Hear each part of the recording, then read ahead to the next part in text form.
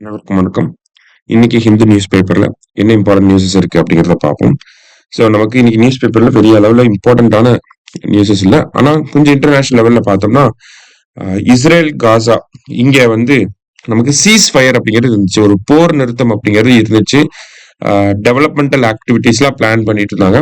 மறுபடியும் இப்ப பார்த்தோம்னா இஸ்ரேலி ஸ்ட்ரைக் நடந்திருக்கு. சரிங்களா, இஸ்ரேல் நாட்டு ராணுவம் மறுபடியும் அட்டாக் பண்ணிருக்காங்க. கிட்டத்தட்ட நேத்து நடந்த அந்த அட்டாக்ல பாத்தீங்கன்னா 400 பாலஸ்தீனியர்கள் இறந்து போயிருக்காங்க அப்படிங்கறத கொடுத்துருக்காங்க.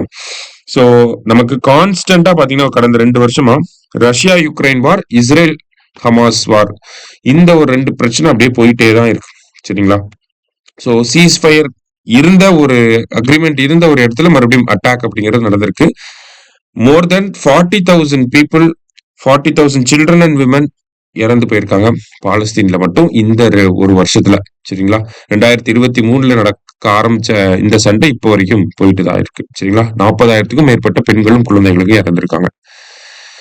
சரி, அடுத்து இந்தியாவுக்குள்ள பாத்தீங்க அப்படின்னா நாக்பூர்ல ஒரு வயலன்ஸ். என்ன வயலன்ஸ் அப்படின்னா நமக்கு அவுரங்கசீப்போட மாஸ்க் அவுரங்கசீப்போட டாம் ஓகேங்களா கல்லறை அப்படிங்கிறது சத்ரபதி சாம்பாஜி நகர் அப்படிங்கிற பகுதியில மகாராஷ்டிரால இருக்கு. ஓகேங்களா, சத்ரபதி சாம்பாஜி நகர் இந்த சென்ஸ் நாக்பூர்ல நமக்கு இருக்கு. சரிங்களா, சோ இங்க ஒரு சில அமைப்புகள் அந்த விஷயத்த ரிமூவ் பண்ணணும், அந்த கல்லறையை ரிமூவ் பண்ணணும் அப்படின்னு சொல்லி போராட்டம் பண்ணிட்டு இருக்காங்க. சோ அதனால ஒரு பிரச்சனை அப்படிங்கிறது போய்கிட்டு இருக்கு. சரிங்களா,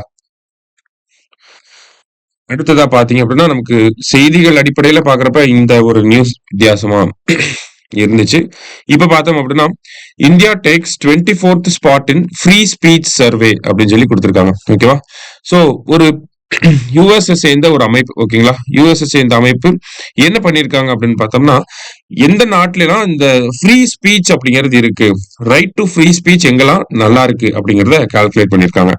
அந்த வகையில பார்த்தோம்னா டாப் கண்ட்ரியா யார் வந்திருக்காங்க அப்படின்னா ஸ்காண்டினேவியன் கண்ட்ரி. எப்பயுமே அவங்க தான் டாப்பா வருவாங்க. இங்கேயுமே பார்த்தோம்னா நார்வே ஃபர்ஸ்ட் பிளேஸ்ல, டென்மார்க் செகண்ட் பிளேஸ்ல இருக்காங்க. சரியா, இவங்க தான் டாப் கண்ட்ரிஸா இருக்காங்க. இதுல மொத்தம் எத்தனை நாடுகளை சர்வே பண்ணிருப்பாங்கன்னா 33 நாடுகளை சர்வே பண்ணிருப்பாங்க. அதுல இந்தியா பாத்தீங்க அப்படின்னா 24th வந்திருக்காங்க. சரியா, அவுட் ஆஃப் 33 கண்ட்ரிஸ் இந்தியாவோட ரேங்க் பாத்தீங்கன்னா 24th இருக்கு.